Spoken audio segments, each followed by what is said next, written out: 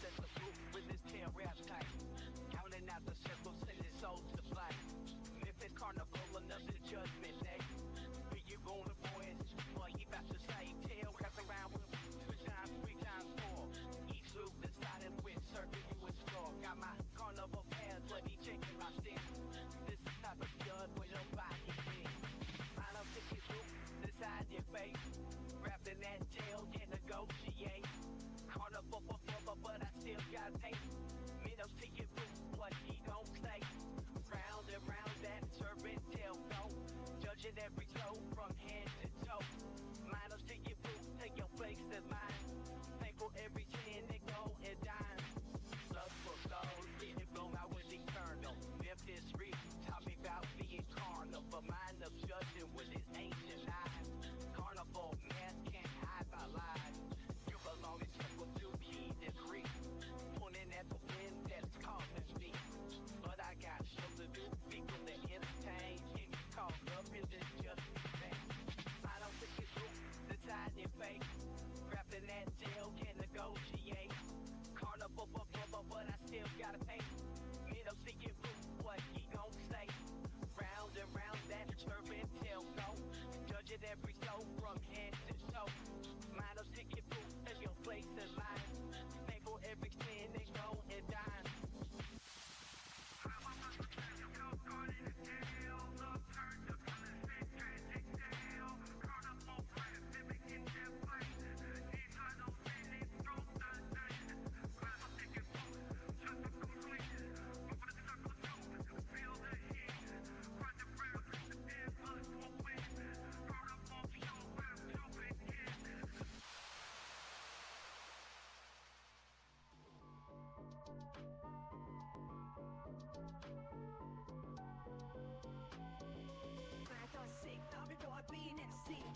From the system with being late, wait, I'm from a renegade break, I'm a lot just strange, I'm a stranger, you have to be dangerously.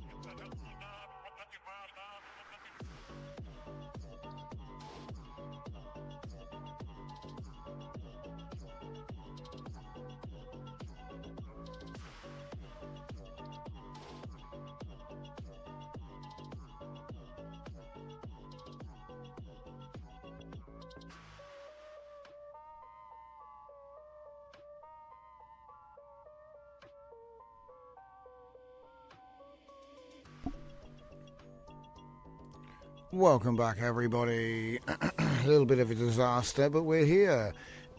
It's the 31st of October. Spooky. It's going to be a Halloween. We're going to do some Halloween stuff. Welcome back, everybody. Episode 289 of Scuffed Epoch Live with me, Drift Johnson. This is Latent Space Live.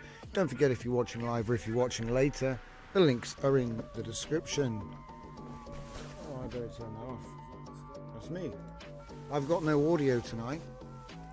For some reason my headset's not working.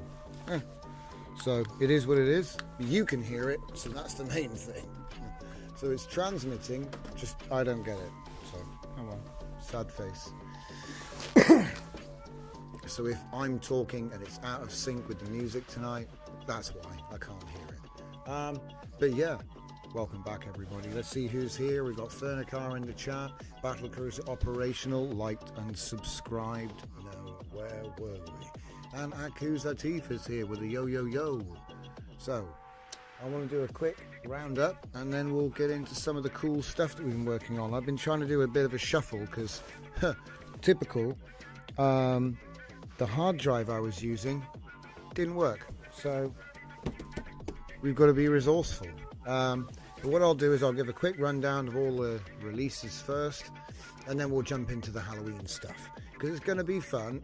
It's just a bit of a weird hurdle, like, you know, you would never have thought, oh, you can't just plug it in. The reason is because the new machine doesn't have USB-C somehow. Brand new machine, somehow no USB-C. Put a USB-C board in, it's broke, it doesn't work, it's duffer. So, unluckily, somehow I never put it on the network storage either. So I did make my life easy, but I've got like 100 workarounds. So we got something to show off, which is new, and I'm in the middle of improving it. So it's at the point where we can show it off. So we'll build that in later. But for now, welcome you all. Welcome. Dragon Diffusion is here. Still building my comfy UI. I broke it massively. It happens to the best of us, my man. It happens to the best of us. So let's put her on lineup mode. Line her up.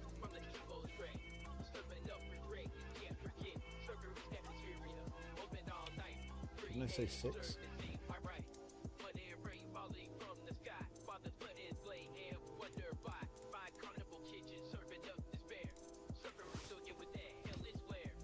Okay, so on with the show. First of all, we've got new releases, so let's just do that first, shall we? New release. Quick before she breaks. Oh my god. Do you know what? Everything just went wrong. She froze. Okay. She just died. I don't know what happened there. It's not happened before, but it's okay. We're done with her for now.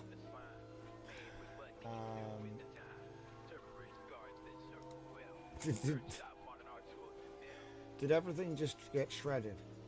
It's just my luck. Things are cursed tonight. First the mic doesn't work, then the headphones don't work, and now the web browser doesn't work. I don't know. What's going on? I'm going well so far. This is what happens when you work on the laptop too much. She's getting jealous.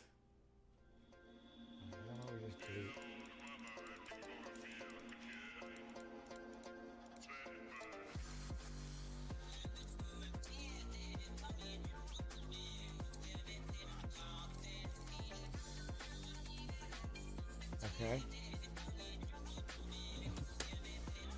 What's going on? And why is my window so massive? Weird things are happening. Spooky, guys. I don't know what to say. I think my computer's haunted. It's probably because I was talking about dragons. Computer's broken. My guy wants to get in on the action.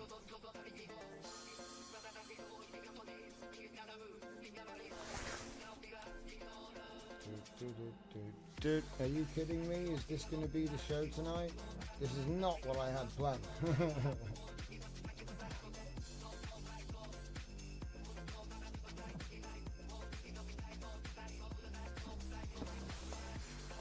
It is. It's literally giving me grief. Alright, well... Okay, so how about we kill some tags. Kill entire universes. Come on. Kill that. It started playing an ad in the video. Is that a normal thing? I've never seen that before. I was just watching the stream just now and it started up. And they put an ad, like it squeezed the stream into the corner and played the ad. I don't know if that's normal. I don't see many ads. Yeah, the internet on the main machine is fried. Do you know what I think I'm going to do? Do you know what I'm going to do? I think it's time to let's just sit here. As long as the music's still playing and you can still hear me, I guess that's one thing. I am gonna do, I don't know what it is. Do you know what it is? I think it's this, trying to plug this hard drive in. It just will not happen. Alright. I'm gonna restart the computer. So what's that? Straight at 5 minutes in? Yeah. Good times, guys. So anyway, jeez. Yeah, you should be ashamed of yourself. So anyway, the computer's restarting, so that's fun. Totally not what I had planned. Okay, so while that's happening, plan B. So I'm going to upload the thing I was trying to copy using Discord. I wonder if it'll let me. Probably need to Google Drive it. I don't know. We'll find out. No signal, boys. Oh, it's posting. I wonder if it's dead.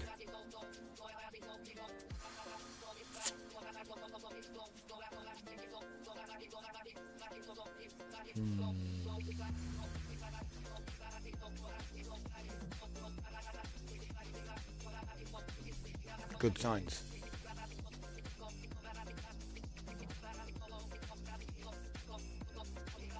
Right. We get to test the portable version of my app. It's only 500 meg. Discord will let me do that, surely. Yeah, let me do it. Okay. No.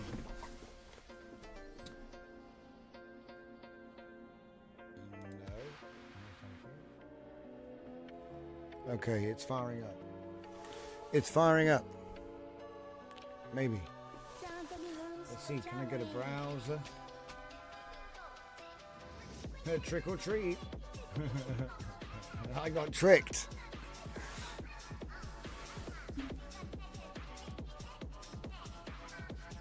Hey, we got stuff to look at. All right. So, it's been a busy. Oh, you've got to be joking. Now the Elgato wants to get in on the action. The cat's sleeping. Okay. Yes.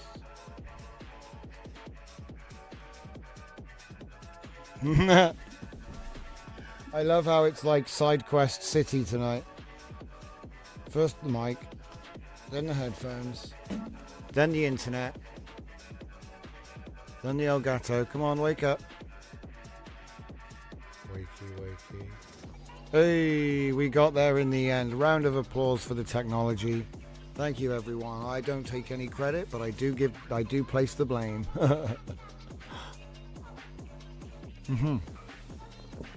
Okay. What's that? It's making beeping noises I should be worried about. All right. We made it. So then, thank you all for bearing with me. So this is where the show really starts. So, okay, so first things first, workflows. Do you know what? I can draw attention to all of this stuff. The quickest way to find out is in the Discord, because I do have my inside line and I do give a little bit of a beat for beat feed of what's been finished. So, let me introduce Putty. Putty is a little creature we created with the workflow. It's called Monster Mash. And it's the Halloween workflow giveaway. It's just API. You can change it down to, it's quite cheap if you run it on only a few seconds. But you do a banana, you say don't change the expression, move the limbs. And then you get a bunch of start and end frames. And then you chain a bunch of start and end frames together. Alright. That's how the workflow be. Okay. So as you can see, we've got our idle animation start end frames. This is always my start frame because it's a looping setup. We have our start end frame idles. Okay, so start, end on a different one. Start, end on a different one. Chain them through, end on the first one. That's all. That's all. It's basic keyframing, and then you can choose how many seconds you want. Obviously this is paid, okay, but I plan to be building stuff like this with LTX very soon with FlowRunner using workflow orchestration, unless Comfy goes ahead and puts it in there before we need to. I will say that you will need a big machine to do the merging if you do pick a long video length, but if you pick short video lengths, which is obviously cheaper, and 720p makes it cheaper as well. Some of them are set up for 1080p, so watch out for that. But essentially it has the gated setup, so we're using black bars to make sure it's 16:9, and we can crop it at full resolution. So I've also got some emotes down here which I've just like sprinkled in to get different animations. So I mean, we were running, I think, 8, 8, 8, 8, so that's 32 seconds. I think it costs $1 with Seedream to do 32 seconds at 1080p, which is not bad. And then we used Banana to do all of the image, or all of the image work was done with Banana. Okay, so we just took a cool tentacle monster thing in a flower pot. All right. So I'm giving them away. Monster Mash Halloween 2025 folder is the first one. So the next thing is the Zero Vector projects from the summer. That was the Nation of Experts and the Mixture of Lobes. Those two agentic architectures are now released. Source code is out, so have fun with that. I've also been developing a new tool called RemBG Video to WebM, because of a tool we're going to be looking at later. And I wanted to get video, RemBG video, real quick, yeah, for elements in the scenes that I'm building. So that was the idea. So I've put up the source code, so you can go ahead and download that. It does require CUDA backend. I'm going to be deep frying it, so version 1 is stable, and whatever, maybe I'll do a different repo to keep it separate this time. It's probably cleaner. Yeah, we'll probably do that actually, but there'll be a deep fried version of this which has got all the super CUDA and the Koopy and all that good stuff, so make it fast. That's the plan. Cognition, new website, Cognition collection. So finished the new website, and this one has got the hybrid swarm, Zero Vector 6 Hollow, Zero Vector 5 Light. So obviously those are the ones that come after. So Zero Vector 5 Light is the Mixture of Lobes, and then 6 Hollow is the wave propagation with the holographic memory. We've also got the all the other Cognition repos from recently, so the Zero Vector series 3 and 4, the MADM swarm that we looked at yesterday, the ADM regulator, the hybrid swarm, which also, like I said, has that demo up there. Why are there two of them? One of them is local. So there is you can take the local, you can take the my hybrid swarm and go ahead and play with it. I've released the source. And then there's the Cognition 9, which was the big sub-agent study which we did recently. So like I said, all the stuff is out, guys. It's all released, and I'm trying to put it all together to make it accessible now. So that's one of the websites that came out. All right, next. This is a cool one. So I've released the documentation, which is basically just like a plan. It's just a plan, okay? But it walks you through how to use VS Code with Klein and Sonnet 4 and stuff to do game development with Unity, okay? Now it's just a basic ping pong, Pong, right? But I walked through it, and I did it with Grok Code fast. So that thing was actually almost able to do it. He didn't get the physics right in the end, okay? But I reckon that Sonnet 4 or a GPT-5 or maybe a Gemini could do better, because it was the cheap Grok Code model, right? Which is very good, but it's, like I said, it's a little bit like Ralph from The Simpsons. So, like I said, this does actually work though. You can set it up in Unity, you actually pick VS Code, and when you open it, it opens the project, and then you have Klein there. You just have to make sure that you have the trust set up. That was the one thing I had to do, is I had to add the folder manually to the trust in VS Code. Yeah, because then it would let me use extensions. That was the only trick. Other than that, if you already know how to use Unity, essentially what this is doing is it's writing all of the scripts for you. So you still have to put the elements in the space and put it all together in the normal way. But what the document does is it gives you a step-by-step plan. So again, if you have more Unity not experience, then this will be really easy. If you don't, you'll probably struggle with trying to find buttons, because I'd never used Unity and that was my experience. I was like, whoa, where's this? What are you talking about? And some of the instructions were a bit wonky. So, but it did get there. It did make a game. The game worked. The ball moved around, but the paddles didn't have any physics. I suspect that was probably me. Like, I probably forgot to connect something up. But the point is, it writes the actual scripting for you, and obviously can make changes to the scripting for you. And so I think pairing Unity with Cline and VS Code seems to be a little bit more natural than trying to go the Unreal Engine route, even though there's a bit of a harder learning curve because it's much more code oriented. Okay, so that's Unity Pong. Again, another open source research project. Have at it. What's next?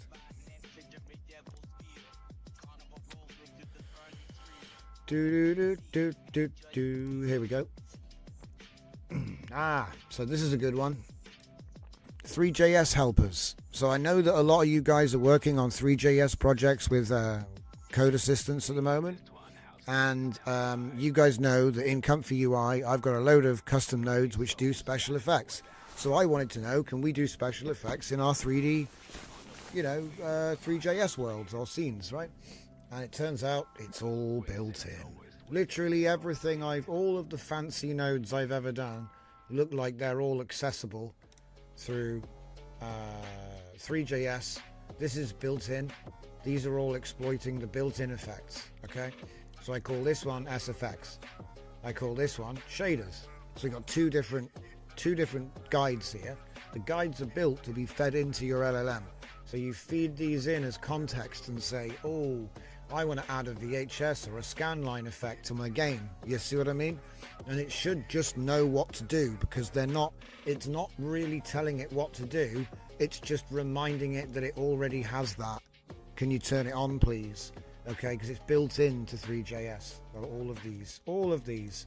And when you look at them, motion blur, ghost trails, glow, bloom, glitch, RGB, halftone, VHS, scanlines, noise, film grain. These are all nodes that we have to put into Comfy and spend forever doing. So it's kind of cool to be able to do these. All right. So again, you feed it into your app and say, I want to add special effects, and then you have a menu to turn them on and off and stuff. Okay. Next, it gets better. 3JS custom shaders. All right. And I didn't let you down. I've given you some really cool examples to get you started, but essentially the LLMs are able to write custom shaders. So as long as you ask for the right thing and you come armed with this context here, let me just show you this one because it's kind of cool, some of the shaders that are coming in this document. So obviously it explains what custom shaders are. So we have solarization effect. So I've obviously gone for retro gaming, guys.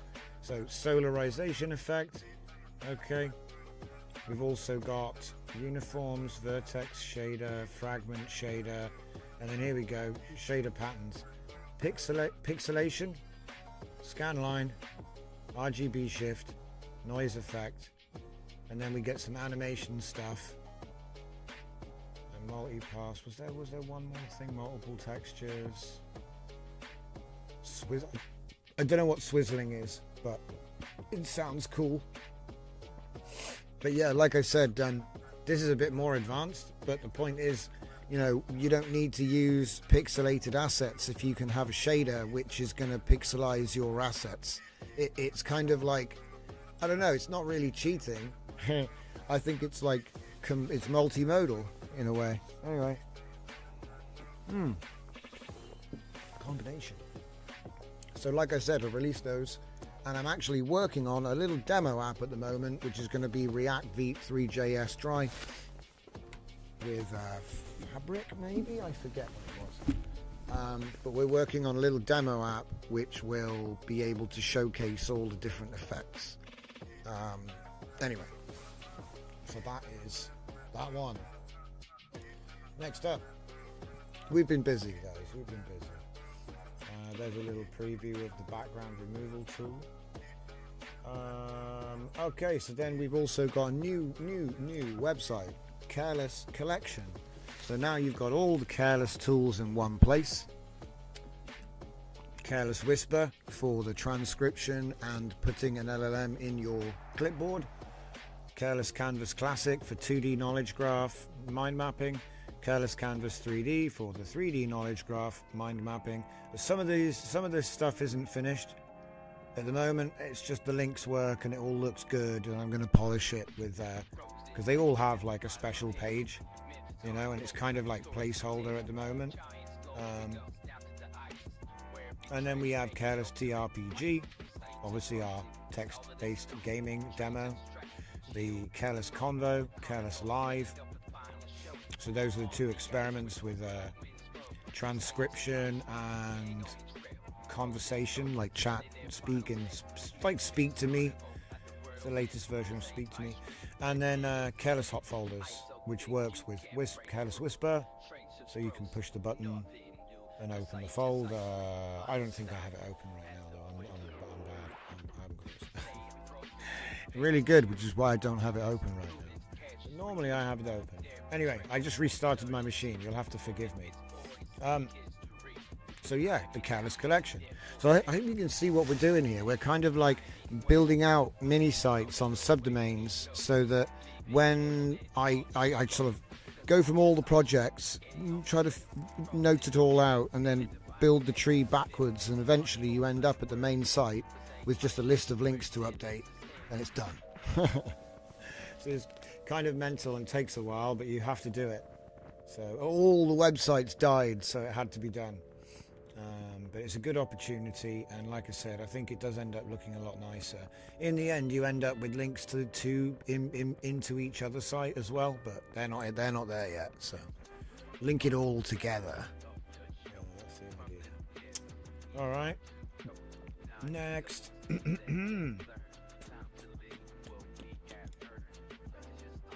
think the next one is the Johnson Radio, so we already know about that.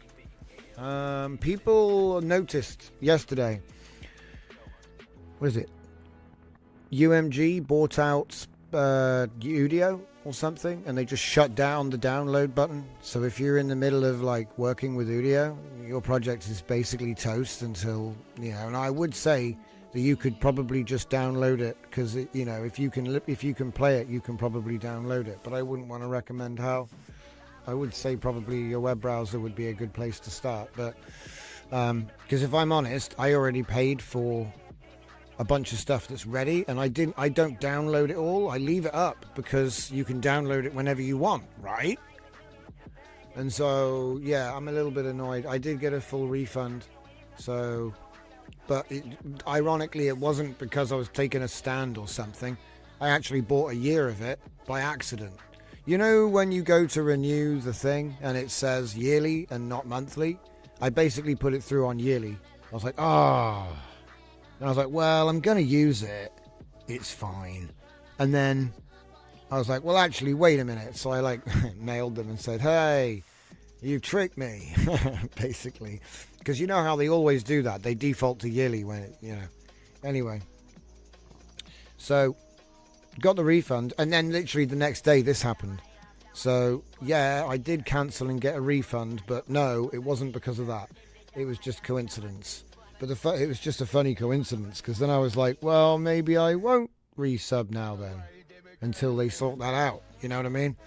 Because it's kind of they were like, oh, if you're subscribed, we'll give you free credits. And I thought, what good are free credits if you can't download the songs?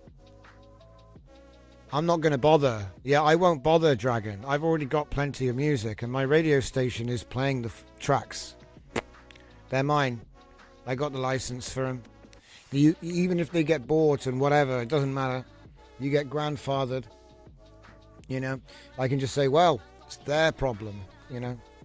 But anyway, moving on, because there's not really much to say about it, is there? You can't fight the giant wheels of law, or things happen. So yeah, that's the way it goes. So, but there won't be any jumping ship. There will be them turning the download back on. That's all.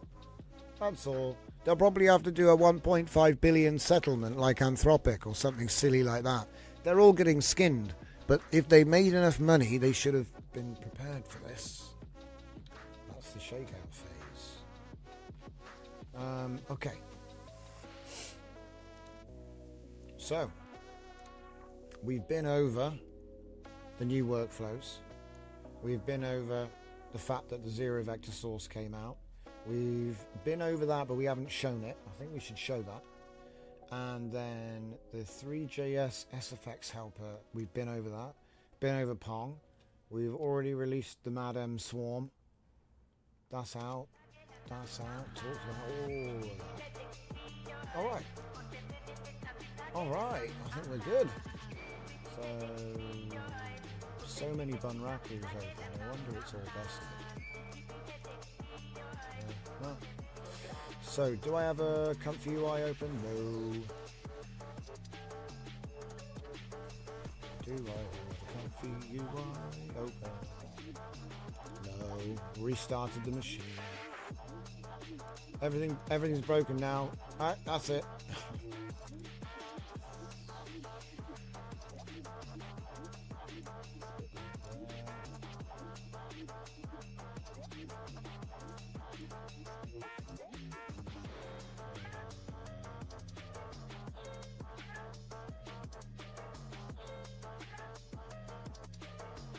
Here it comes.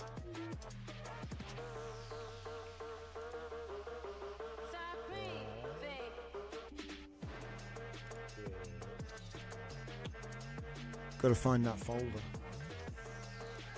Native input, Monster Mash. There they are. So I'm just going to grab the last one. The first one's got less and maybe starts with Sora. The second one has, I think, 2, which are start frame, start frame, start frame, start frame, finish. And then this one is the I think this is the final one. So let's just and then when we get a Comfy, she's still warming up. And while that's happening, what? It looks like that file might have been a virus, says. All this time it's been uploading a file. Right, I'll use Google Drive. Always with the viruses.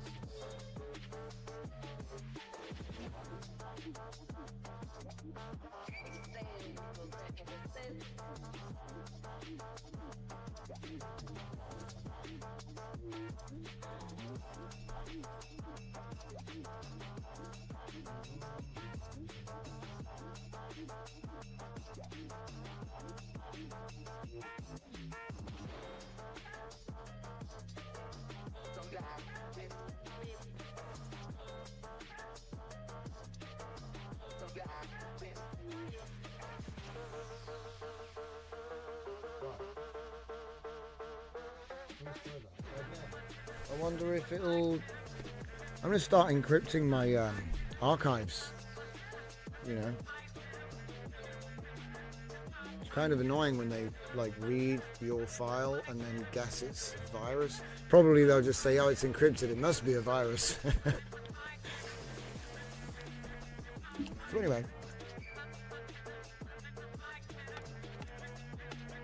Fancy playing or just teasing? Just teasing.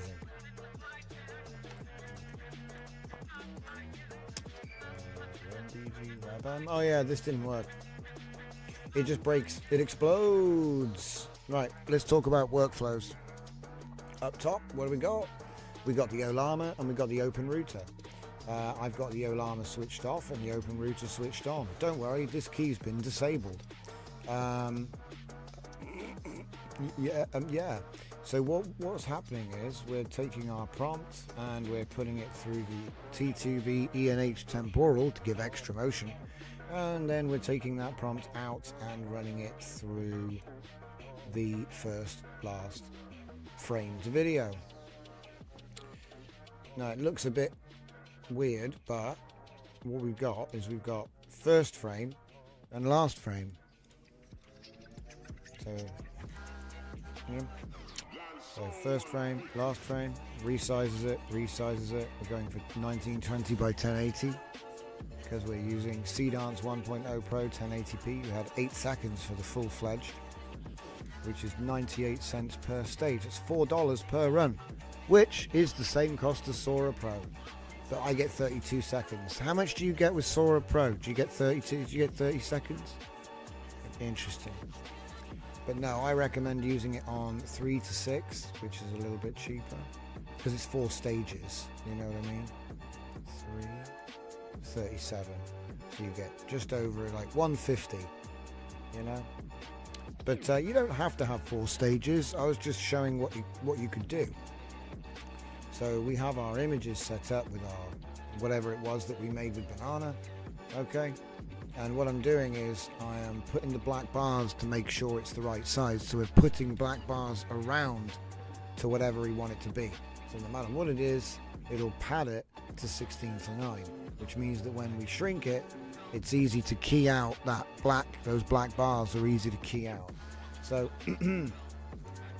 oh, and then obviously we're doing the human in loop. So they're not connected. You would do clip space copy and then clip space paste. That's how I do it. And then I just turn these off when I'm running the first part. So I'd run the workflow. It's going to cook these initials and be like, yeah, that looks good, that looks good.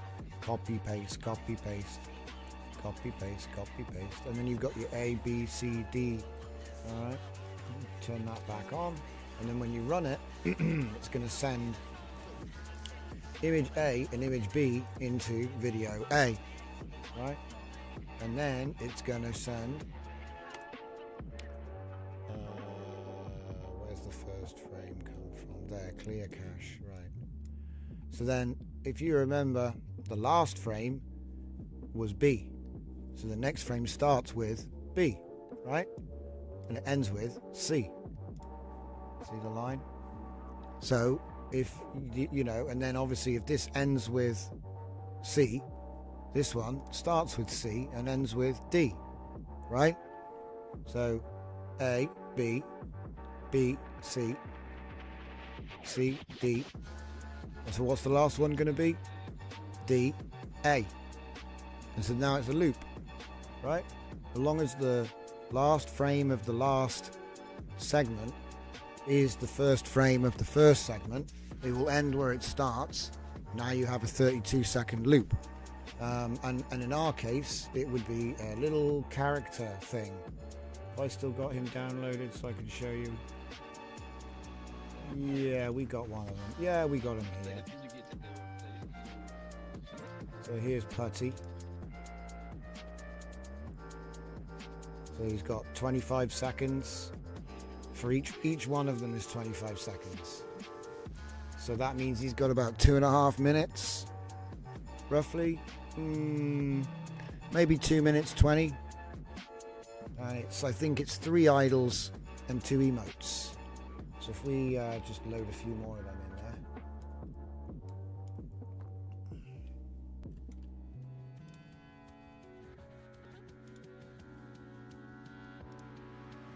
Didn't work.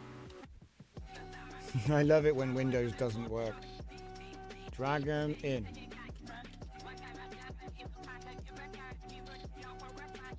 Oh no, wait, it is. Yeah, it is working now. Okay.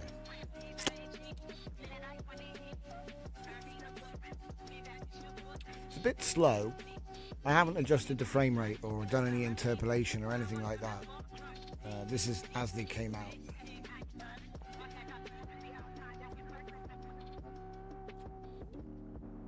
Idle 2.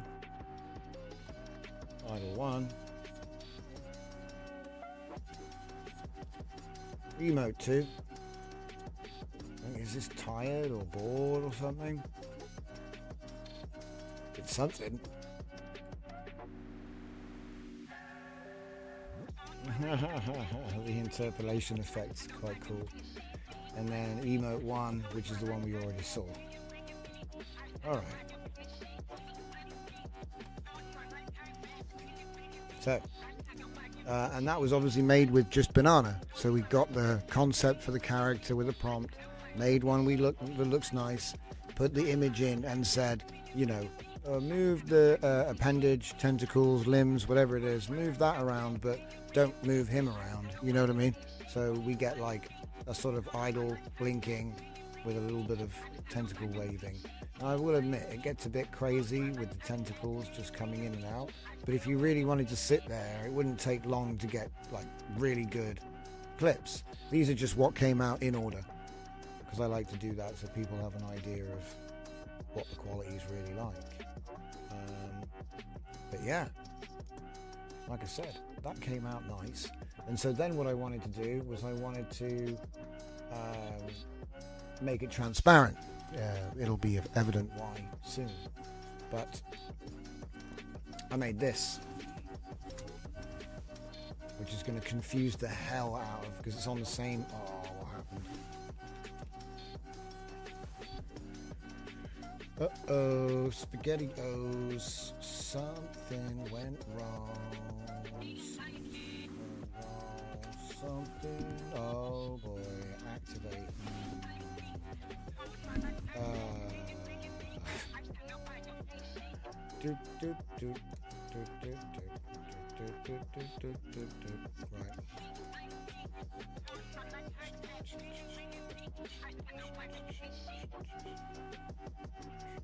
Right, first things first, activate the back end. And then go into the back end and run the Flask server. That's how we get the CUDA running, even though it's like React and Vite, using a Python bridge to a Flask server, and then it does API calls. So that's actually what it does. And we're using the transparent background Python package, which is the InspireNet project for the RemBG itself. The idea is to go straight from video to WebM. I think it's WebM. It's a transparent video, right? And it's kind of small too. It works for what I'm trying to do. So there you go, we got that. We're going to open a new tab now. Okay, you should see this. Yes, we do. Correct. Let me just check that. 5002. And then CD front end. Hang on. Wait a minute. Isn't we supposed to activate? Oh, no. Sorry, I keep getting confused. It's not Python here. It's Python in the back end. And it's back to the normal NPM in the front. So front end, npm, run, dev. Okay. Hey, Full Dive. How are you doing today? Thank you very much. I'm doing great. Like I said, it's been a rough couple of weeks. I think I just don't respond to the weather change, man. It takes me out. Okay. So it's on the same port as Bunraku, which is a little bit confusing. But I think we'll get away with it. Okay. Maybe. Hey. Okay. So this is the version 1 which I released on GitHub today. So the nice thing about it is it's using CUDA in the Flask backend to run Python script. That being RemBG. But then it's doing React, Vite, TypeScript front end with NPM. So then you get like the best of both worlds with this sort of setup. And the V1 is basically stable. I test it on a 4090. It should scale, okay? I'll give you an example, right? So let's take one of these videos here. Take one of these idles. Start the process. And you'll see it does about 1.4 frames per second, okay? And you'll say, that's not very fast. And you'd be right, it's not very fast. But it is doing RemBG on video. So the fact that it can go 1 FPS is not bad. Now, we've seen Comfy do better than that. Okay. So probably what it's going to take is some JIT and some Torch compile. But I want to do the deep fried I've done this before in the past. There's a couple of my repos which say deep fried, and they'll have plans inside of them where we have taken advantage of the full CUDA potential, let's just say, because often, a lot of times, things aren't actually, they're not fully accelerated, if you see what I mean.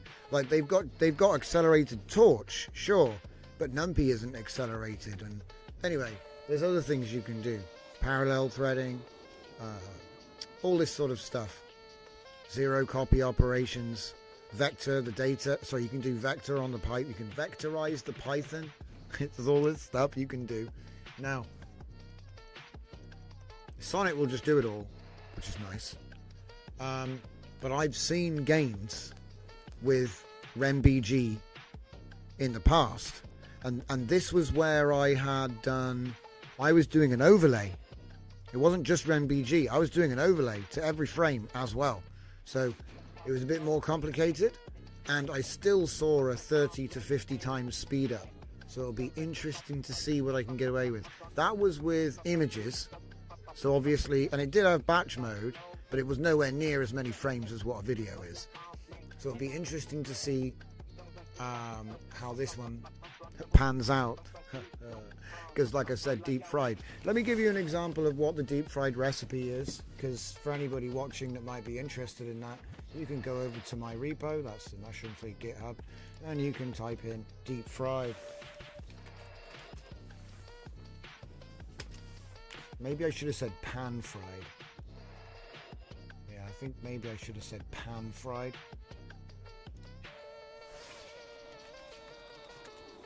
Pan fired. It helps to spell. It helps to spell. Pan fried repo. Right, so pan vertical. So pan vertical. What was pan vertical? This was like a shorts creator. It turns video into vertical. You know what I mean? It's a bit derpy how it does it, but it doesn't matter. That doesn't matter. The point is, it was take a video, 16:9, and turn it into a 720 1280 with smooth panning effects. Okay. Anyway, there's better ways of doing it now. There's better ways of doing it, but the interesting thing is it's not the tool, because we use the tool as a test bed to check out all of these improvements, and a lot of this stuff will apply to a lot of projects. Just like I say, we do education and experiments. Anyway, so let's just read some of the highlights from the pan fried madness. So FFM direct integration CUDA acceleration, zero copy data path between FFmpeg and CUPy OpenCV. That's number one. Hardware accelerated, so we got NVENC and NVDEC, decoder encoder, right? Also QSV, but I don't know if I was actually using that. Automatic audio syncing and copying, 5 to 10 times faster. It was actually it was already 30 times faster, and then we made it 10 times faster than that. So this is an iterative number. Keep going.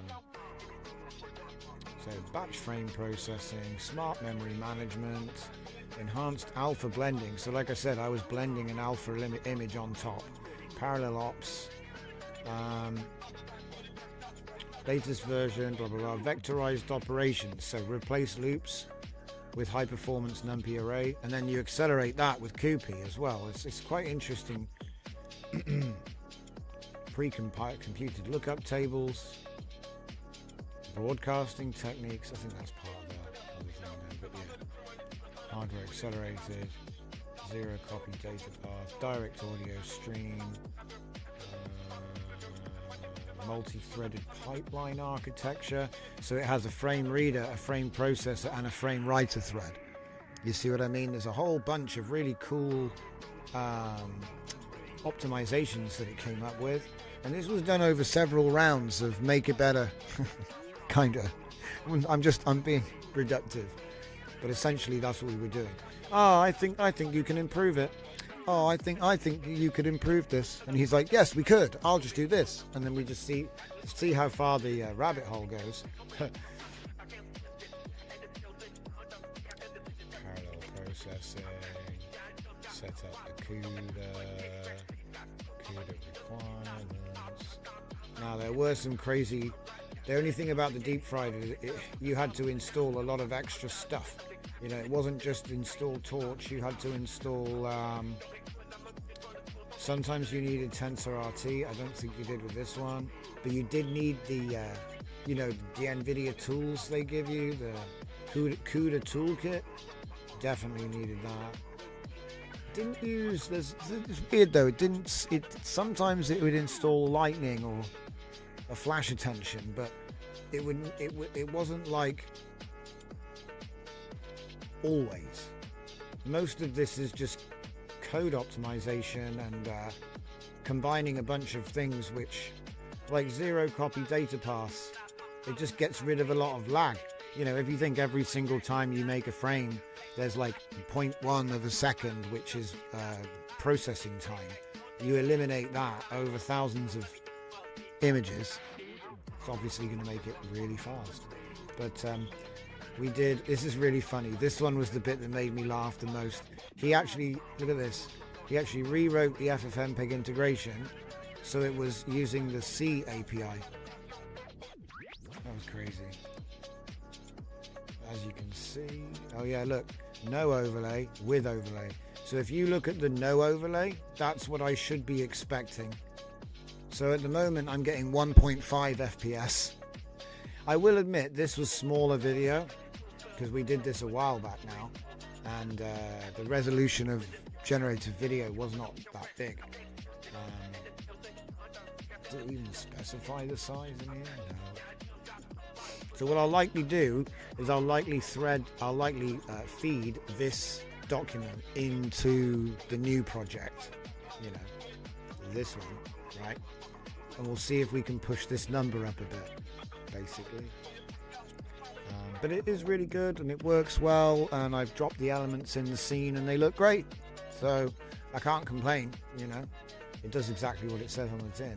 A little bit of a ball ache, you know, the way it's you got to run the Python server, and then you got to open a new thing, and you got to open the other server. But it's a small price to pay to get access to the CUDA like this. Right. I think that's what we call coffee time. We're going to have to do the spooky coffee time today. Surely we got to do the spooky coffee time. We can't not. It's literally Halloween. I can't find it. Coffee time 3.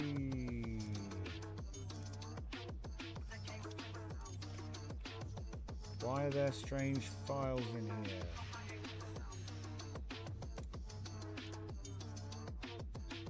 Oh, they're alright. Alright, I'll be right back.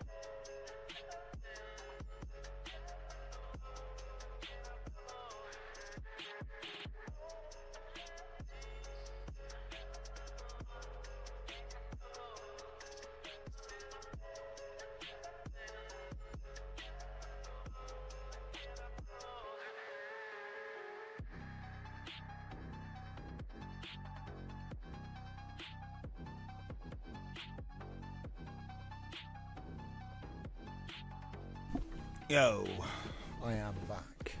Let's have a look and see what's going on. How? Oh, Dragon's still building. Poor guy.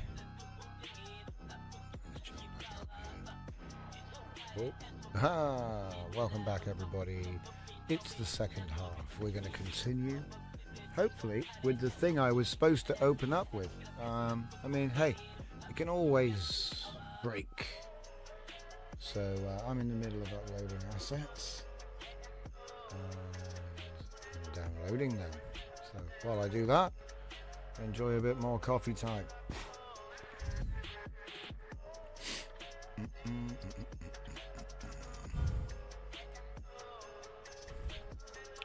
Well, it didn't delete the file, which is probably good.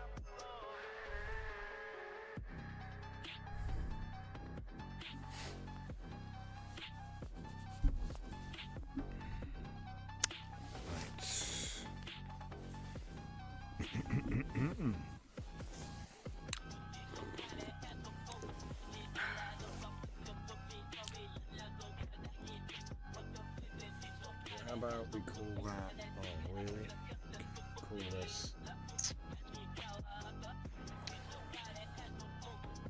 plain void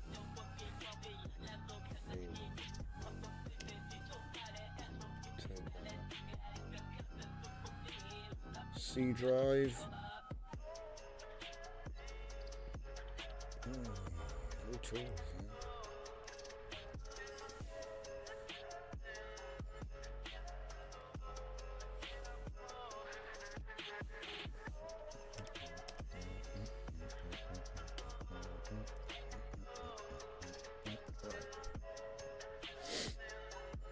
What? No, you run it anyway. Okay. Alright, we got it running. One thing out of the way.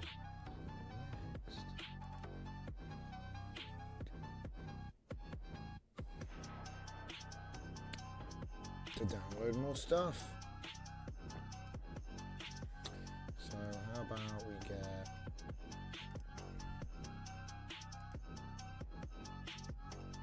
the desk and me. Oh.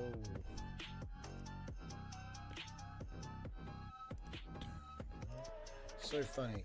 All these assets, some of these assets, it's like the side quests. The side quests were crazy. So we're just going to use, where is it? Idle combined weapon? No, that one did not work.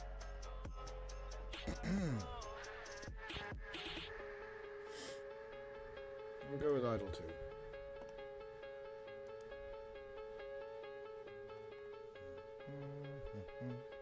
Alright. Yes. Take that.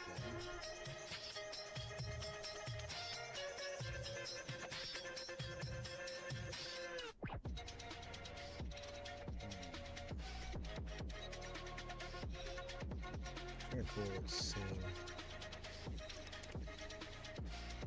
Basic scene. The most basic scene that I've ever seen.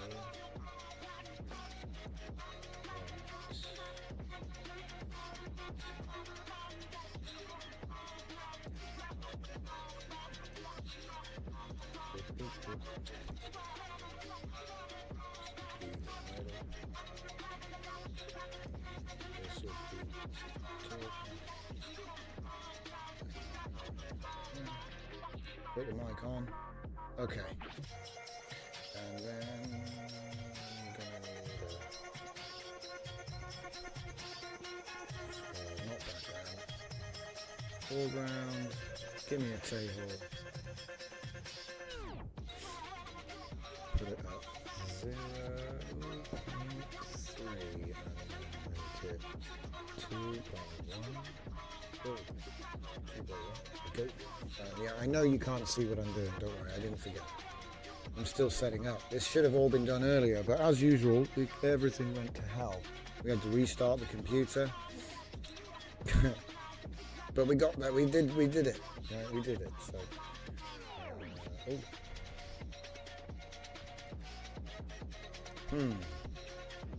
Oh, I put the height to 2. Whoops.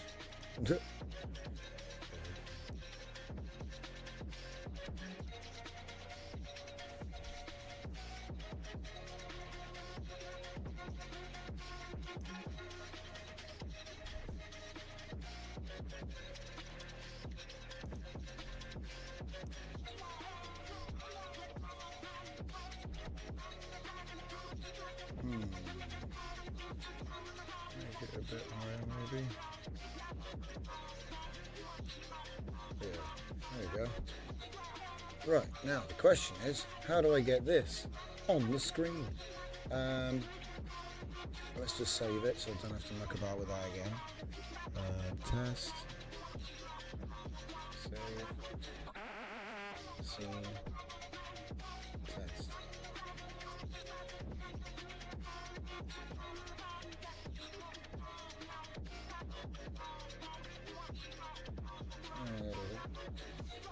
So the question is,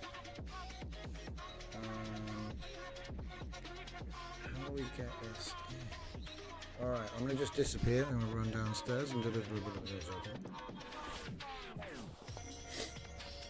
Okay.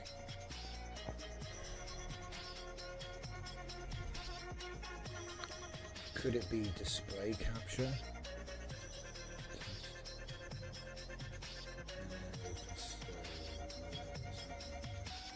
No.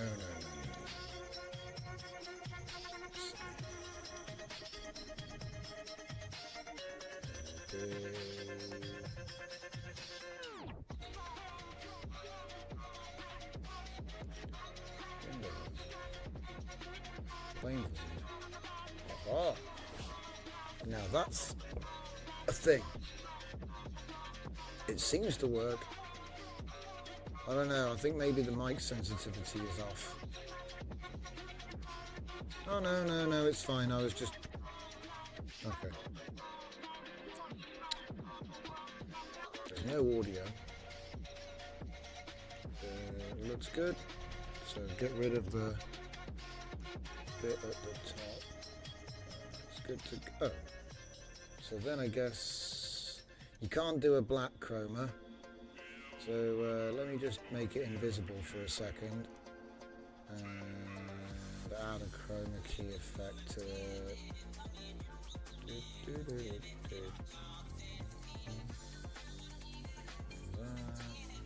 Just say green for now. And then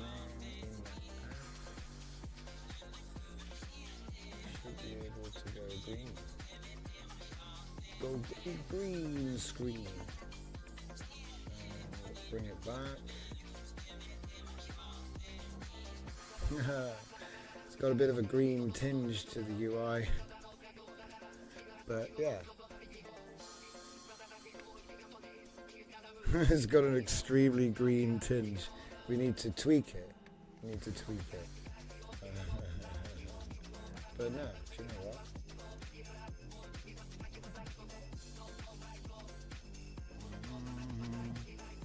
suppose I want it to be about the same size, don't I? Hang on, guys.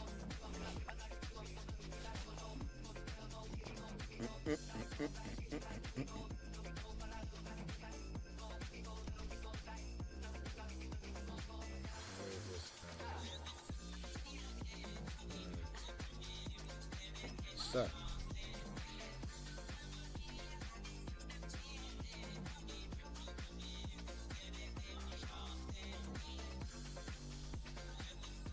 Yeah, no more green fringe. Okay, looks good to me. So then, of course, if I was to actually do it proper,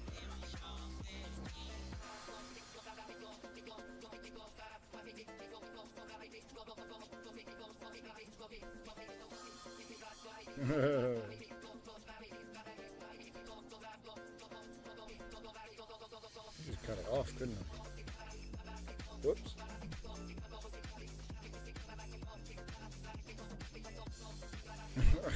It's too big. Excuse me.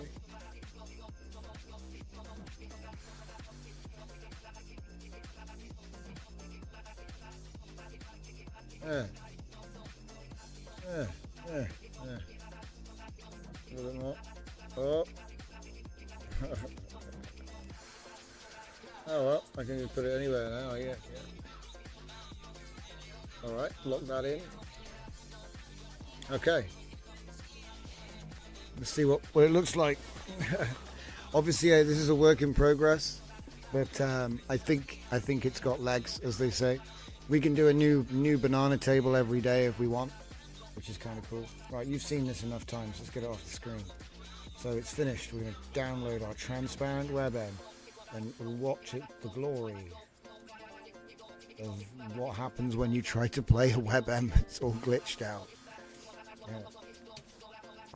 But anyway, that's now transparent. Okay, that's how you know. So yeah, my plan is to make this super fast. So that's on my list of things to do. And obviously, the way I'll do it is I will literally feed the README with all the notes straight back in. In fact, if I go back to that one repo we were looking at, yes, I wouldn't be surprised if I included the plan.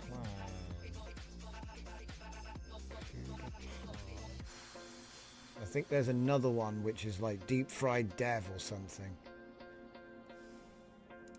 Let's do vertical. My laptop died. Yeah. Oh, no, not yet. Not yet, he said. He's nearly dead. Just a sec.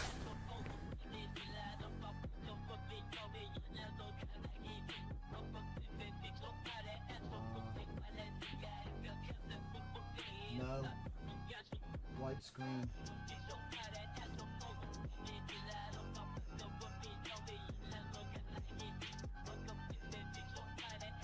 Stop the dev server. Delete the root folder. Right, time to shut down. It's the other machine. He's still doing stuff over here. Yes, you can close all things. I said close all of them. Shut down. Proper shut down. His battery's getting dangerously low. Right. Really?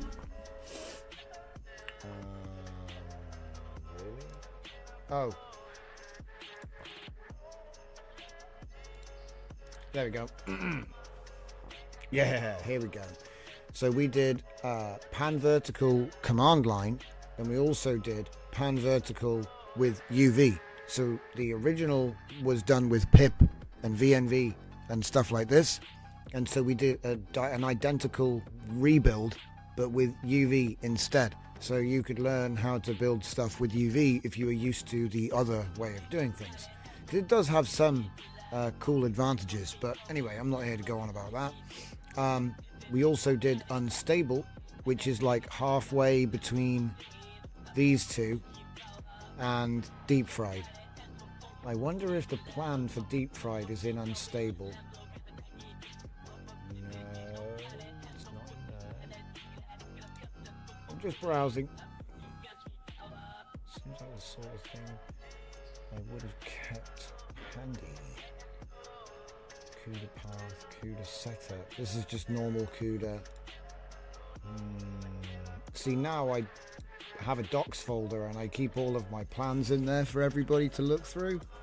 But I forget, with this project, did we release all the notes? Doesn't look like it. It looks like, to be honest, everything you need is in the README. It's just it could have been a proper document. I've got a feeling that I have got one somewhere. See, look, I'm gonna go to CUDA path. Anyway, enough of that nonsense. Shall we see what's the latest in AI news? Oh wait, no. What's the latest in monkey news? Okay. Tell me the top, write me a detailed story on today's top monkey news.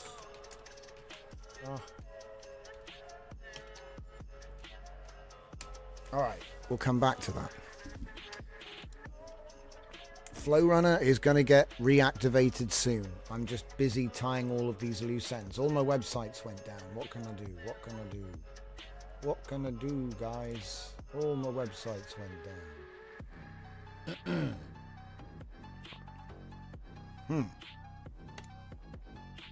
Oh yeah, I am going to make a better idle animation and all this nonsense. Oh, wait a minute. Do you know something? I forgot something. I forgot to put the pet in. That was the whole point. We went on and on and on about it. I never did it. Give me a sec. Okay, so let's see here. Oop, and let's see.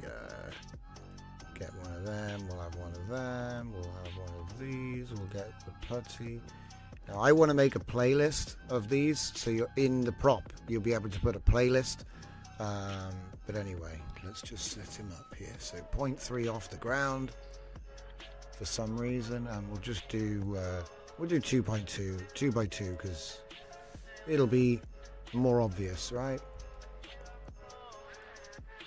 Where is he? Oh, wait a minute. Something went wrong with the web. Something went wrong with the web. Wait, that's not the right one. I am a monkey. Give me a sec. I picked up the wrong one. I picked all that effort. All that effort and I picked up the wrong one. Give me a sec. That's hilarious. Give me that. Right, we're going to magic it in. Oh, you can't see this anyway, can you? Wait a minute. That's weird.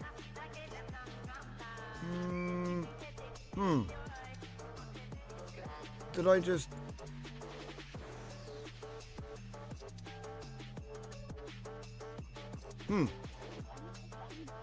No alpha channel detected. Oh, it's a nightmare. Okay, so for some reason that one doesn't have an alpha channel anymore. What happened to my alpha channel? No. See, I tested this earlier and it worked fine. So as usual, something happened. Hang on. So it's not foreground, is it? It's supposed to be a prop, and it's supposed to be a video, and it's supposed to be that one. No alpha channel. Oh, that's brutal.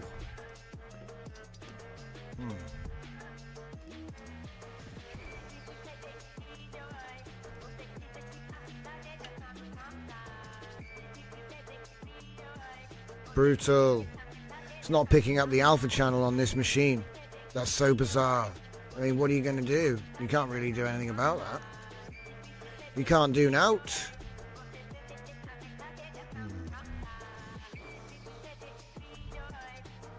I suppose I could just put the chroma key fallback on, but it's not really going to work.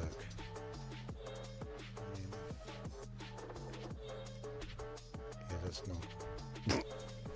That's not even working at all. Ah, fun times. Maybe. No. How strange.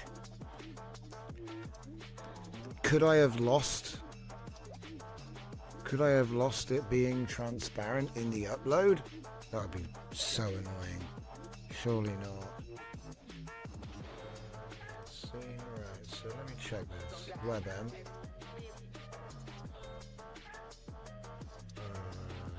It's definitely transparent there. This one? Yeah, it's weird.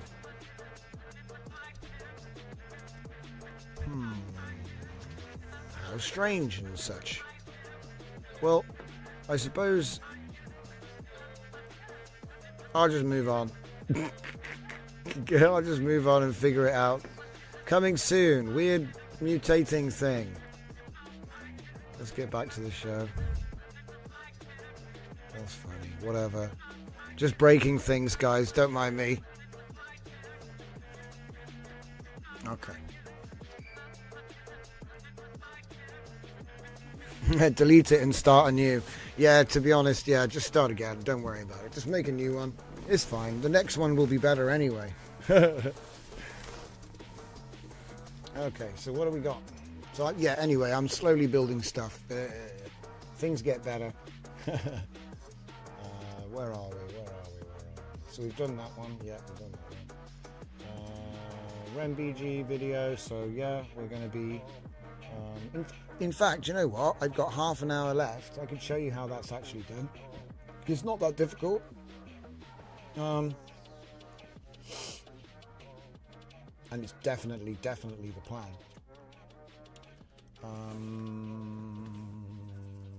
Okay. So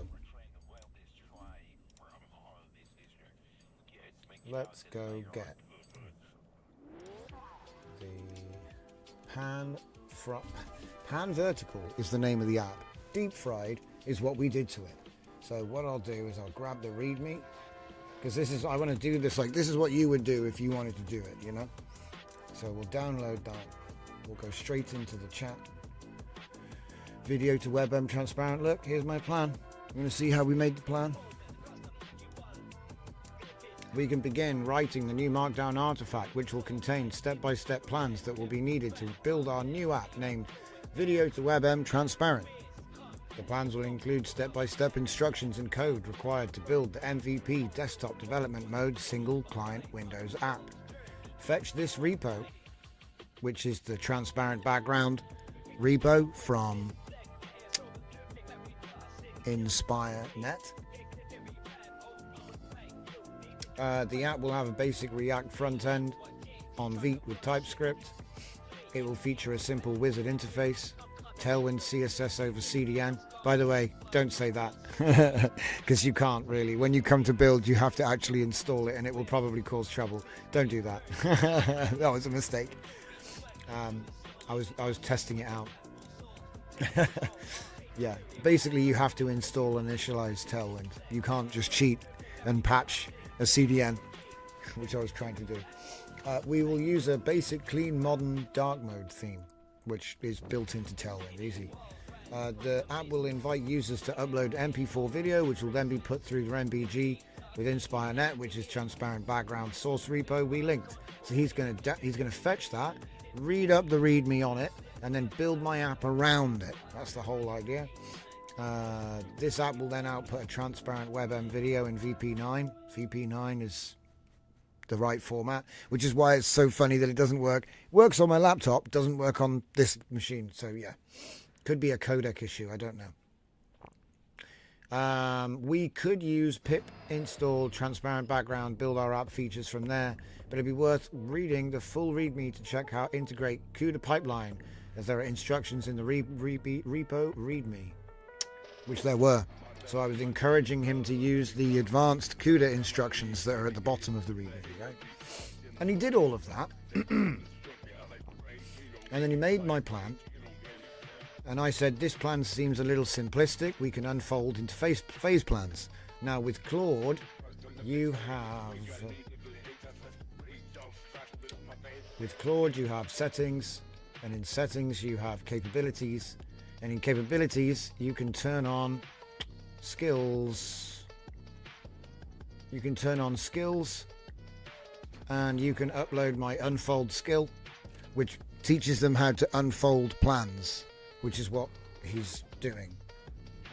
If I just go back again, you'll notice that he took that first plan and unfolded it into all this. 7 phases. And obviously you put all of that in your docs folder and you say, please read the sequential plans in docs and start with phase 0. And what he'll do is he'll work through it one by one. It's like tiled upscaling for planning. You can actually take a complicated part and unfold it again into substages. So you could have like phase 2.3. You see what I mean? With point 3 being the third substage of phase 2. All right. So you can even upscale further, I guess, if you have a difficult part of the plan. We've covered all this before, but it's as simple as downloading it from my repo. It's up on my repo on GitHub. You'll find Claude skills or something like that. And you take the zip and you upload it. They're very easy to write. Most of my stuff which I've written is just a straight conversion. It's easy to do. But anyway, so we've written this. And simplistic, fold into plans, right? So this conversation is already loaded up with the app that we want to deep fry. So there's a reason why I'm in this chat and not just in a new chat. So he's written the plan. He's done it. So I'm going to say, are we running? Are we live? We're not live. Give me a sec.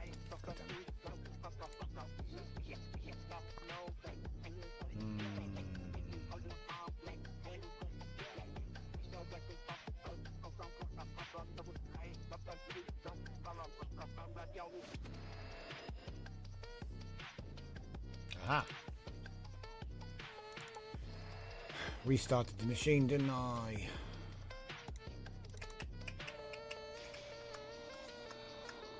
Where's the EXE? I must be blind. Where's the EXE? Am I blind? Or is the EXE? There it is. I need to get an icon.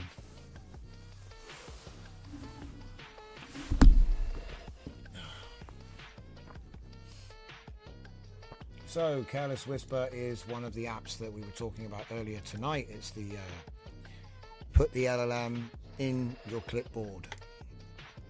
Okay. So, actually, let's just have a look at it really. So, ready? Hello. Hello. Hello, hello. Okay. So, we have completed development of this project. Every stage has been completed. All of the QA has passed, and the app has now been deployed. So the app's fully working. Everything that we planned has been fully implemented. We'll start there. The repo has already been published to GitHub, and we are now looking at enhancing the CUDA pipeline. We have a document from a previous project which was focused on a similar task, albeit with the addition of placing a transparent layer over each frame, which we do not need to do. So this should actually be faster. The document is codenamed Pan-Fried, because it takes advantage of many optimizations which you need to extract from the README file and then build into a step-by-step instructions based with pseudocode required to complete a multi-phase implementation to enhance the CUDA pipeline in all the ways that can be identified in the pan-fried README. Now that's a lot. I wonder if he got it all. The more you go, the longer you go, the more it gets weird. So let's see, all the QIs passed are deployed. Repo has been published to GitHub, and we are GitHub. We are now looking at enhancing the CUDA pipeline. We have a document from the previous project focused on set, albeit with the addition of placing transparent layer. Yes, which we do not to do in this project. So we expect this will actually be faster. The document is codename pan-fried, right? So let's get the document. I think I just downloaded it. There it is.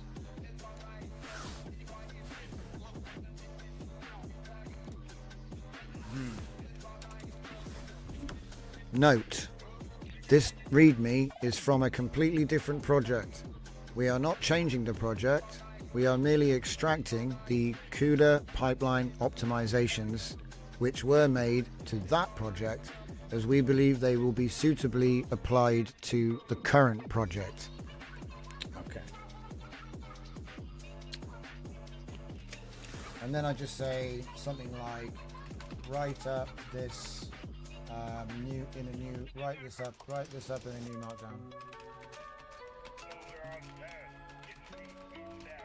New markdown artifact named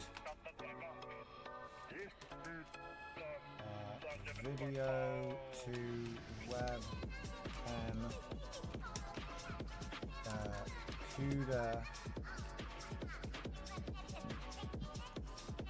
steps. CUDA handoff, actually, that's even better. Okay. That should be interesting. Because the thing is, it should give me a pseudocode, like, hit list of everything that I need to look at. Because the thing is, like I said, often it is the case that you don't actually need to do all of that stuff, you know? Often it's the case you don't need to do all of that stuff. You just, like, you get torch, but the funny thing is there's so many different optimizations, and some of them can make a huge difference. And I figure if it's just one big batch process, then it could actually make a lot of sense to implement. So that's basically what I'm doing. Make the plan, and then this is my other new thing which I've been having fun with. Making the plan in a way that's like pseudocode. So it's not actually, oh, this is only for TypeScript, or this is only for Python, or, you know, try to do it in such a way that's making it language agnostic. So we go beyond model agnostic, because we're really just aiming for gnosis, right? Because at the end of the day, that's what a lot of this, they've started to figure it out. The plans are the source of truth, if written well enough, because the AI can just write better code. New models come out, the code gets better. So, get me back in the corner. Get me back in my corner. Do you know what? I reckon I could go a little bit lower. Yes. We're still experimenting with the new thing, guys. I plan on having many tables. It should be fun. Oh no, what was that black thing? We'll figure it out. He's just another guy. Wait. Why am I like all leaning over and stuff? Is it like the camera when I get too close to the edge of the screen? Or is it? Oh, okay. Okay, it's just the angle's weird. I'm just not used to it.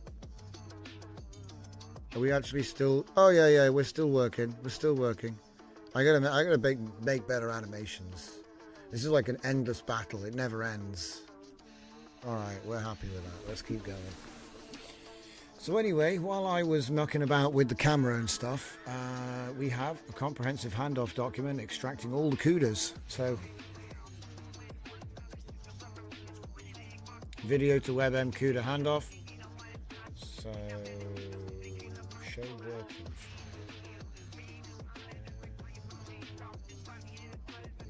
Oh, that should be interesting.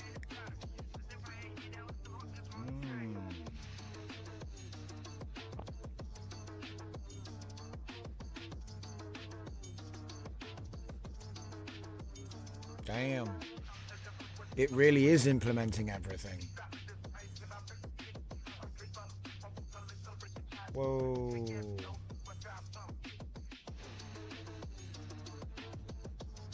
Memory mapping. Already had pooling. Phase 3, auto configuration. See, that was the bit where it went too far. It had like this weird scaling system where if you had a little GPU, it would do more stuff to make it work. And I was like, oh, I don't know, man. It starts to get really complicated, really complicated.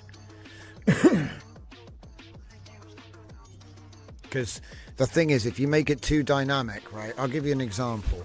So let's say you put in a bunch of parallel queue processing, and you put in a bunch of workers, and you do a bunch of really cool in-out threads and all this nonsense that we were talking about earlier, right?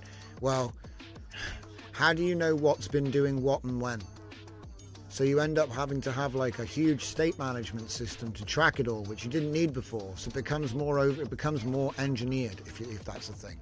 And so the technical debt increases because you get to a point eventually where if you didn't put the monitoring systems in for your over-engineered wonder code, now when it breaks, you can't tell where. You don't know what happened. Uh-oh. Let me see some of it, at least. See, this is why I unfold plans as well. You see how he's hit the maximum length? If you unfold plans, they have a maximum length that's shorter than what he can say. I call this like chopping up the fish fingers for a kid. You know, like the parent has to chop the food up when they're young because they can't bite it themselves. This is kind of like what goes on. He doesn't know how to chunk. Or he does know how to chunk, actually. I tell a lie, because if I just say continue, he will do it. But I guess it's just illustrating a point. Right. So let's see. Document extracts proven CUDA optimization from the pan-fried. Yeah, so here we go. Key optimizations. FFmpeg Direct C API. 0 copy data path. 85% improvement. Batch frame processing. 2 to 3 times faster. Vectorized operations. Replace loops with NumPy operations. 280%. Multi-threaded pipeline to eliminate in-out bottlenecks.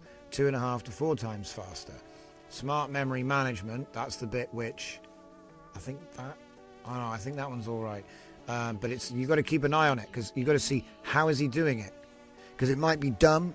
Like, if it's got less than 16 gigs of VRAM, then do it do everything badly. And you're like, well, that's useless. So you've got to watch out for what does smart mean? What does that mean? Yeah, you might find it's actually dumb. You know, it's doing something like, check for a number, and if the number is this, do this. And you think, that's not smart, you know? But he's trying, but sometimes he'll hurt himself with the smart stuff. So just, keep an eye on it, see what it actually does. Hardware acceleration, this is always nice. Kupi integration, definitely. And then pre-computed lookup tables. So common calculations get cached, which is a good use of caching, right? And then because we don't do the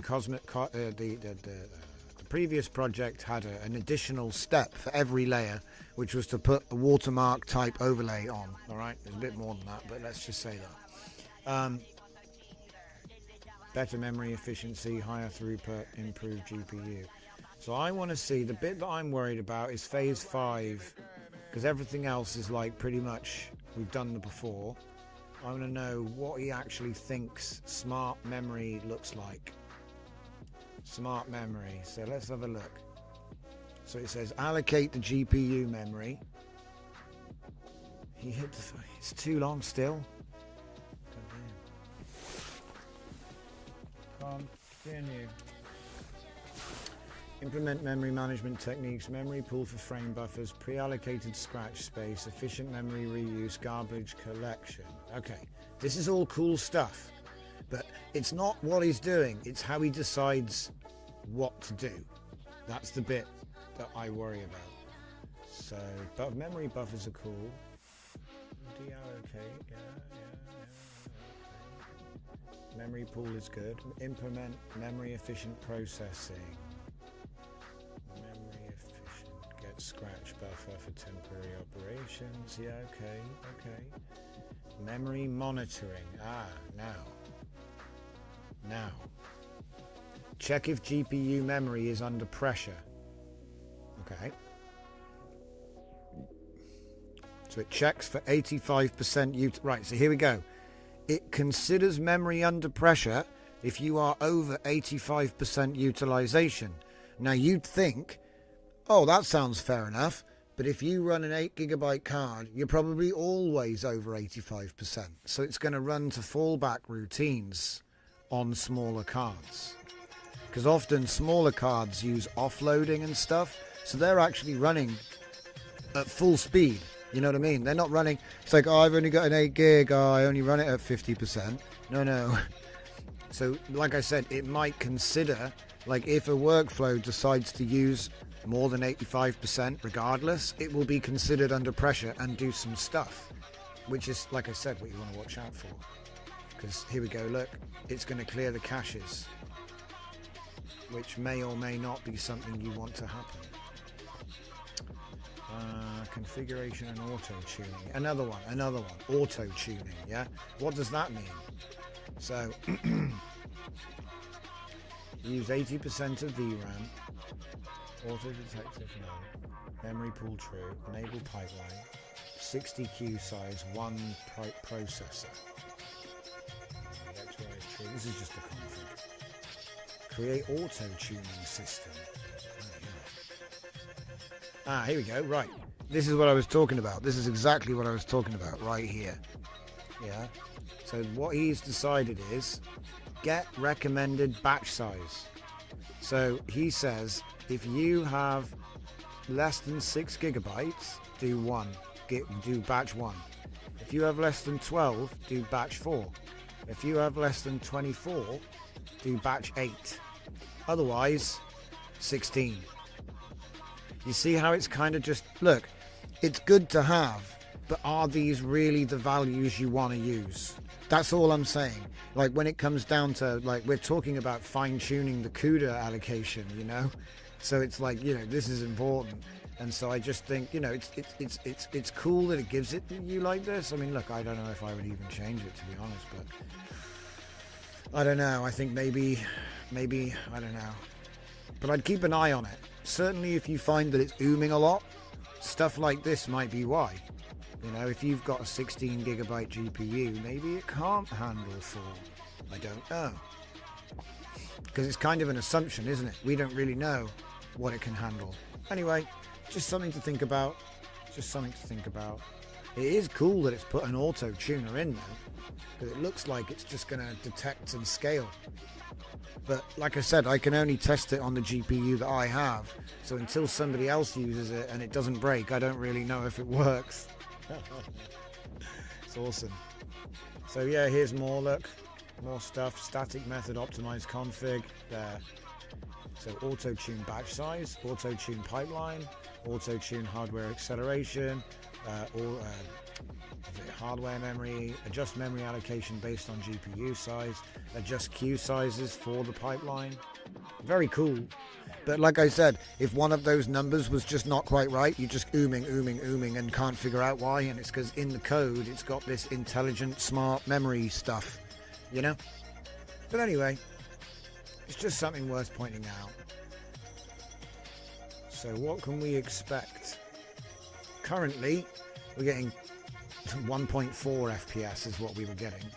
So we should be able to get it up to 30 FPS, which is nice because that means, you know, a 6-second video takes 6 seconds. I can deal with that.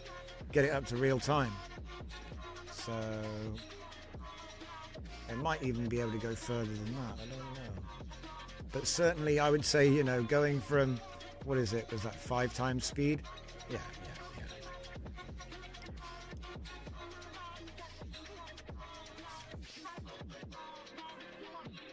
Oh yeah, just in case anyone's like a Python nerd. This is so cool.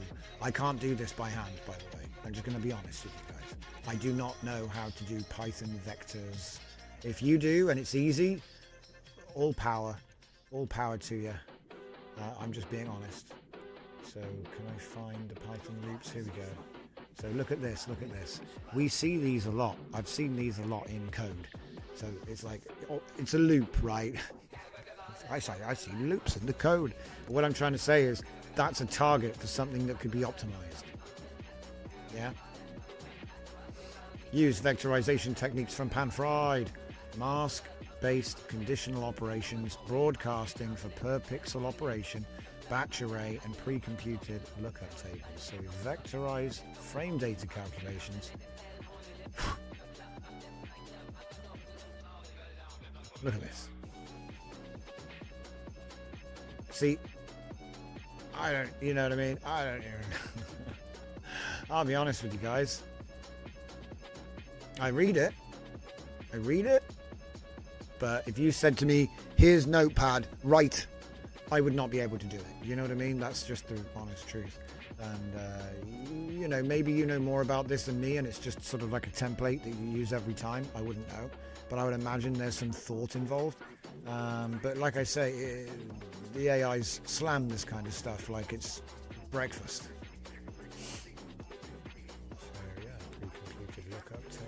Multi-threaded pipeline architecture again, so that it's not doing read, process, write.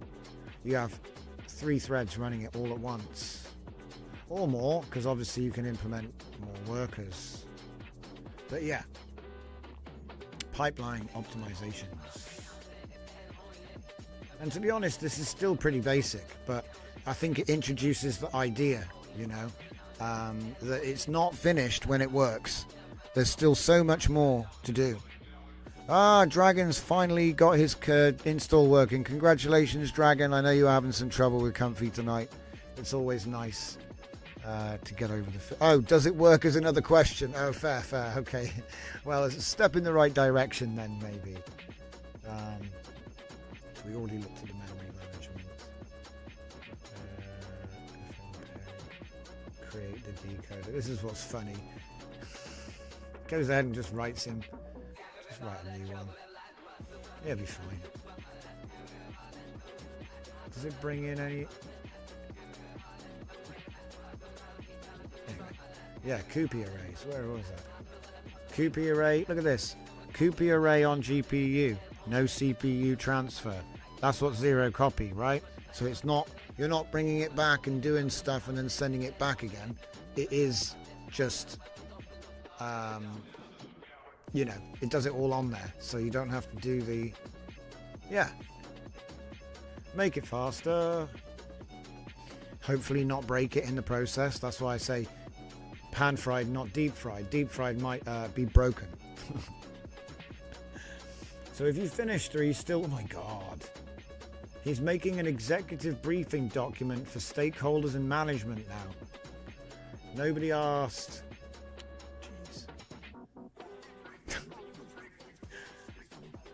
Dude, what are you doing?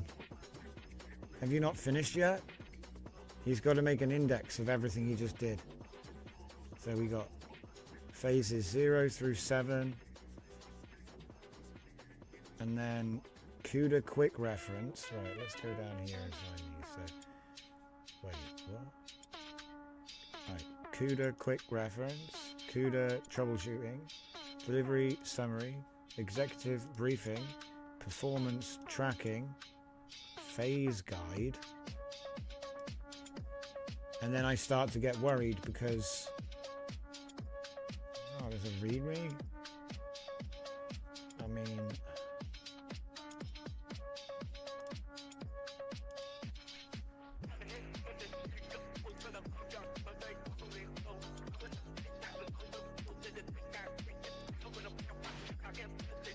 the thing is, what happened to the I think he might have just overwritten the artifact that had the same name. You know, because I've unfolded 2 plans in here now, right? So I think he just, I think he actually just overwrote a bunch of old plans. That's alright. He'll be okay. Right. So how about we make an instruct or a CUDA? Yeah. CUDA docs.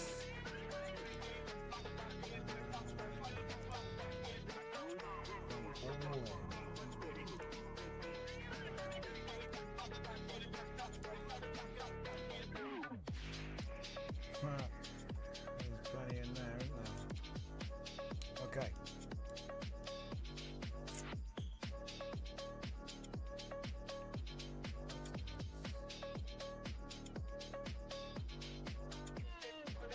Step 1.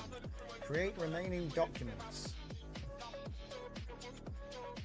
Follow the unfold methodology. Right, so you don't need that. That's just him talking to himself. So it starts here, V0. Backend. Processing layer. Oh my god, can you see that? That's so crazy. So we go React V for the front end, which is just a wizard. Upload and click and download. And we have the WebSockets running the back end on Flask, upload handler, tasker, and response manager.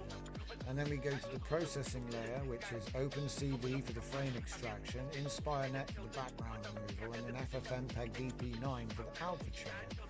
Go down again. We got PyTorch, CUDA, CUDA. Nice. So phase 1, establish complete environment with all dependencies and verify. I think we've already done that. So backend core, we did that. Oh wait,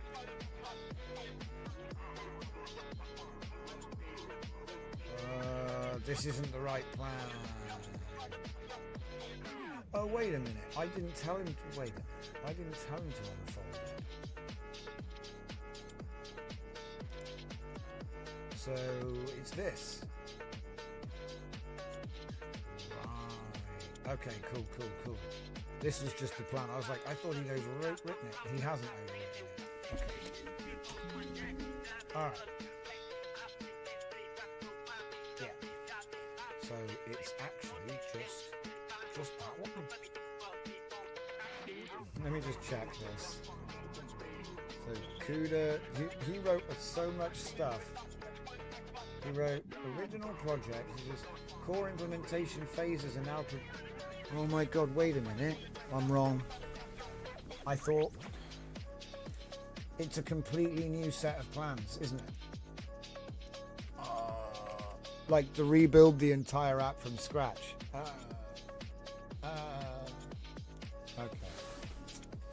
We need a handoff artifact which assumes the app is already built. It can focus only on the CUDA improvements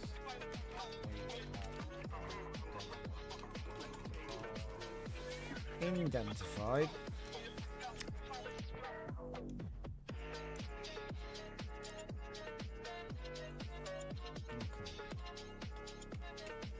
So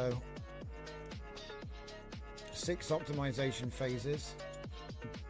FFmpeg direct integration first, followed by batch processing, followed by vectorized operations, followed by pipeline architecture, in-out is multi-threaded pipeline. Phase 5, smart memory management. Yeah. Okay. Yeah, this is the plan I need. Just this one here, really. But I want to give him another shout before I start it. because I feel like he put a load of information. He's updated the entire plan. So now if I was to build the app again from scratch, which I'm not going to do, but if I was, then it will benefit from the changes out of the gate rather than being a tag on at the end, which is better. But I'm looking for like a patch method. So I'm, send it back. Hey, actually, rephrase the context and intent, right? Which is, what do I need? And then he'll rewrite it. And then I'll use that one to make the next version. So, there you go. Right.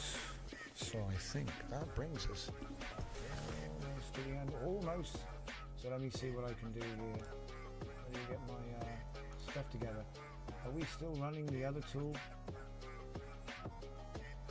Yeah, we are. Hang on. I need to change the port number so they don't conflict. Like it's on the same port. Don't need it running though. Don't need it running.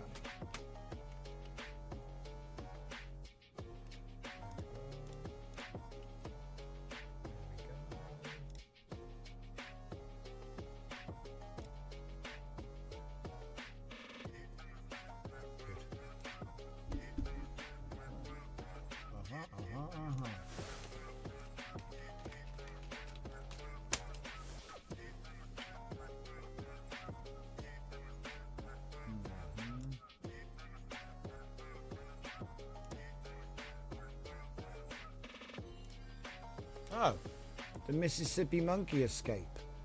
Did you know that on October the 28th, 2025, a routine transport mission along Interstate 59 spiraled into an extraordinary wildlife incident that captured national attention? A truck carrying dozens of rhesus macaw, primates destined for biomedical research, overturned in a collision and set free a group of lab animals into the surrounding woodlands. Oh my god, it's just like that movie, Planet of the Apes. So yeah, the experimental biomonkeys ran into the forests of Mississippi. So there you go. The swarm managed to get me today's top monkey news. I'll admit that's October the 28th, right? But yeah, there it is. Do we have a bun raku? Do we have a bun raku in the house? Oh, that's a white screen, that is. Oh, there she is. Right then, ladies and gentlemen, thank you very much for watching. It's been a pleasure. We'll be back tomorrow with more. And like I said, that'll be a Saturday. Hope you enjoy your weekend and watch out for the pings. Should be an 8 o'clock start. See you next time.